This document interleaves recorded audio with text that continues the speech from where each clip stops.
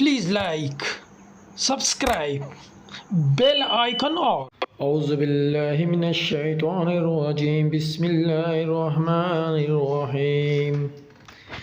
پیاز کے فوائد اور نقصانات۔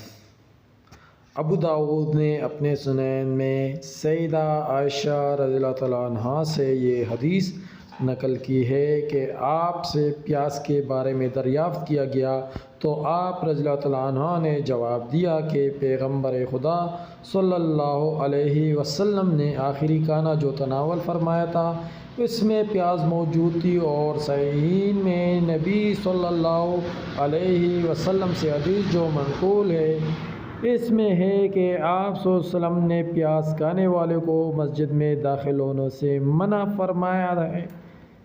پیاز کھانے کے فوائد۔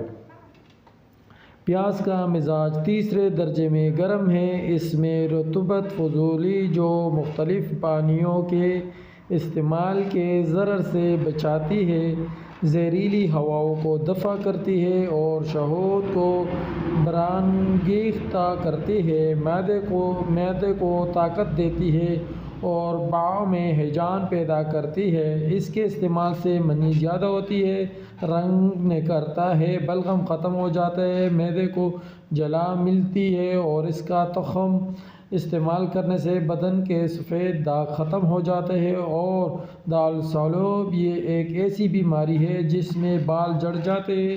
پیاز کو اس پر رگڑنے سے بہت زیادہ نفع ہوتا ہے۔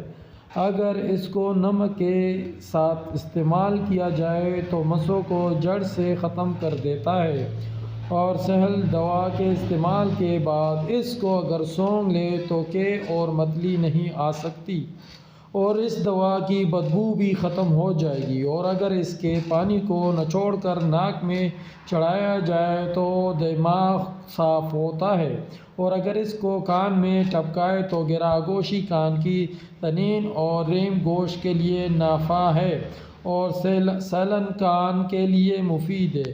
اگر کسی کی آنکھ سے پانی بہنے کی بیماری ہو تو اس کو سرمے کی سلائی کے ساتھ لگائے تو پانی کو روکتا ہے۔ اگر اس کا بیج شہد کے ساتھ امیز کر کے یعنی ملا کر سرمے کی طرح آنکھ میں لگائے تو آنکھ کی سفیدی کے لیے نفع بخش ہے۔ اور پکی ہوئی پیاز کثیر الغذا ہے، یعنی اس کا بہت زیادہ استعمال کیا جاتا ہے۔ یرقان، کھانسی اور سینے کی خشونت کے لیے نافع ہے، پیشاب لاتی ہے، پاخانہ کو نرم کرتی ہے، اور اگر کسی کو ایسے کتے نے کاٹ لیا جو بالا ہو تو اس کے لیے مفید ہے۔ اس کی ترکیب یہ ہے کہ پیاز کے پانی کو نچوڑ کر نمک اور برق سداب کے ساتھ پکا کر مقام معاف یعنی جس جگہ کتے نے کاٹا ہے اس پر رکھا جائے، اور اگر اس کو عمول کیا جائے تو بواسیر کے منہ کھول دیتی ہے۔ لیکن اس میں بھی ہے کہ اس کے استعمال سے آدھے سر کا درد ہوتا ہے اور درد سر پیدا کرتی ہے، اس سے ہوا کی بڑی مقدار پیدا ہوتی ہے۔ اسی طرح پیاز کا استعمال آنکھوں میں دھندلا پن پیدا کرتا ہے۔ اسی طرح سے اس کو بہت زیادہ استعمال کرنے سے بھول جانے کی بیماری پیدا ہوتی ہے اور عقل کو فاسد کر دیتا ہے، منہ کا مزہ کو بگاڑتی ہے اور منہ میں بدبو پیدا کرتی ہے جس سے ساتھ والے اور فرشتوں کو اذیت پہنچتی ہے۔